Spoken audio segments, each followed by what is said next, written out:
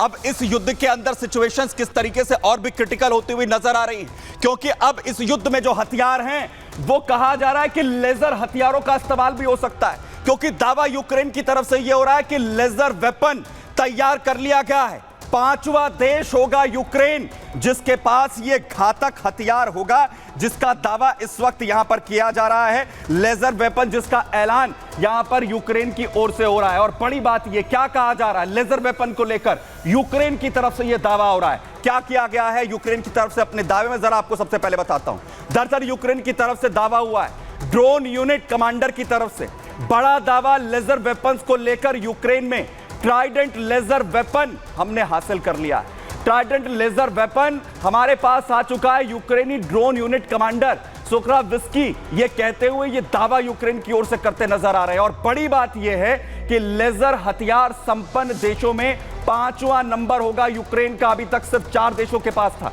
वहीं 2 किलोमीटर की ऊंचाई पर अगर कोई विमान उड़ भी रहा हो, उसे भी टारगेट जो है लेजर वेपन के जरिए किया जा सकता है, उसे पूरी तरह से उड़ाया यहां पर जा सकता है। लेकिन सबसे बड़ी बात यह है कि लेजर वेपन का अगर ऐलान यूक्रेन की तरफ से हो रहा है, दावा यहां पर किया जा रहा है, चिंता बढ़ गई है।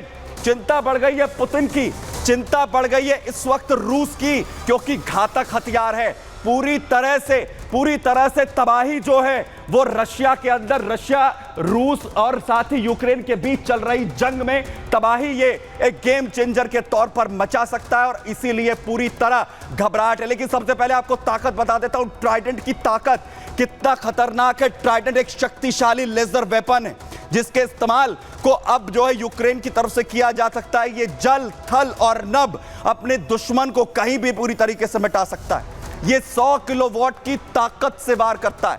100 किलोवाट की ताकत से यह अटैक करता है और किसी भी इंसान को सिर्फ 3 सेकंड के अंदर जला सकता है, भस्म कर सकता है। दुश्मन ड्रोन को सिर्फ 30 सेकंड के अंदर जला सकता है। मजबूत शेल वाला अगर ड्रोन हो तो उसे गिराने में इसे सिर्फ 1 मिनट का वक्त लगेगा।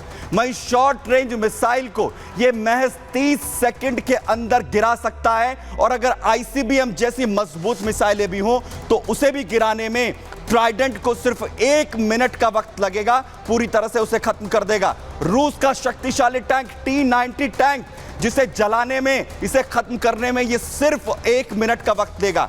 वहीं ट्राइडेंट ये शक्तिशाली लेजर बीम छोड़ता है जिसके जरिए ये अपने टारगेट को निशाना बनाता है। लक्ष्य को नष्ट करने में इसकी जो लेजर बीम है वो पूरी तरह से सक्षम होती है। वही बेहद सटीकता के साथ ये टारगेट को खत्म कर देती हैं। और आपको बताऊं कि लाइट की स्पीड से ये ट्राइडेंट जो हमला अपने दुश्मन पर करता है और बेहद कम वक्त में इसे ऑपरेट किया जा सकता है, एग्जीक्यूट किया जा सकता है। और सबसे बड़ी बात ये कि गोला बारूद इसे जरूरत ही नहीं है, और इसे लगातार कम लागत में ऑपरेट कोई भी जो है वो दुश्मन यहां पर ऑपरेट कर सकते हैं। वहीं दूसरी तरफ जहां यूक्रेन की तैयारी है, वहीं रूस भी अपनी तैयारी यहां पर कर रहा है। और सैनिक मिसाइल का प्रोडक्शन यहां से बढ़ाया गया। बड़ी अपडेट आपको यहां पर दे रहा हूं इस क्षेत्र से।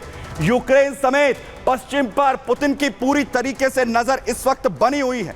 जो उत्पादन है और सैनिक मिसाइल, हाल ही में बड़ा अटैक किया गया था, तस्वीरें आपको दिखा रहा हूं और सैनिक मिसाइल की, बड़ा हमला हुआ था। आईसीबीएम मिसाइल का अटैक रूस की तरफ से हुआ था, और पुतिन ने एक बार फिर से यह कह दिया है कि हमने निर्माण यहां पर कर दिया है, और दूसरी तरफ और सैनिक का निर्माण हमारे लिए बेहद जरूरी है। क्या कहा पुतिन ने, जरा सुनिए।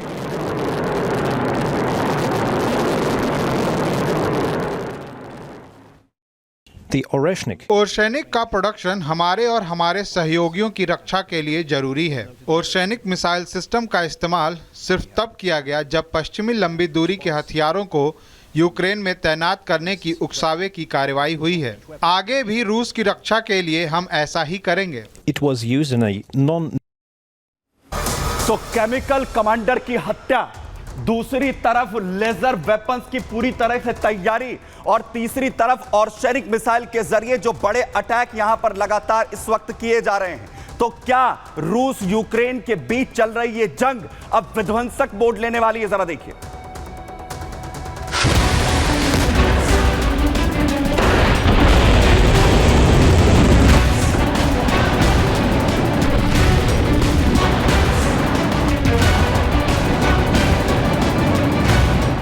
और यूक्रेन के बीच 3 साल पहले भड़की युद्ध की चिंगारी अब भयंकर आग की शक्ल अख्तियार कर चुकी है।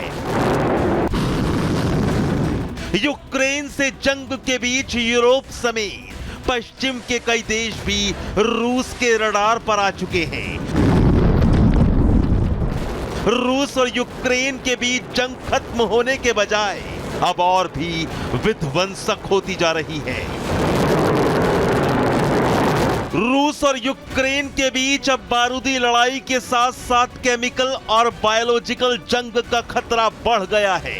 युद्ध के बीच यूक्रेन पर रूस ने उसके परमाणु बमों के रक्षक इगोर किरिलोव की हत्या का आरोप मढ़ दिया है।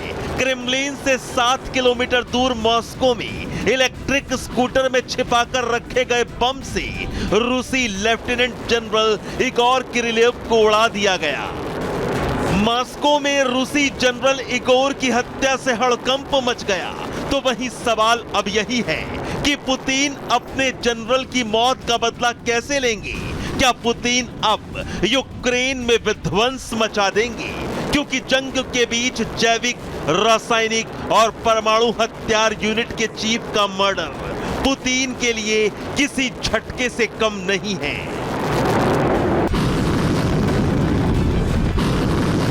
यूक्रेन के इस कदम से सवाल यह भी है कि क्या जेलेंस्की के निशाने पर रूस के जैविक, रासायनिक और परमाणु वेपन हैं? रूस जो बार बार परमाणु हमलों की धमकी देता आया है, क्या जेलेंस्की ने इस तरह से उसको जवाब दिया है?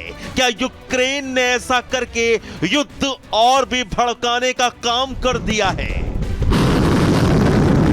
इधर यूक्रेन ने लेजर हथियार हासिल करने का दावा कर दिया है। जंग के मैदान में रूस को मात देने की जोरदार तैयारियां यूक्रेन कर रहा है।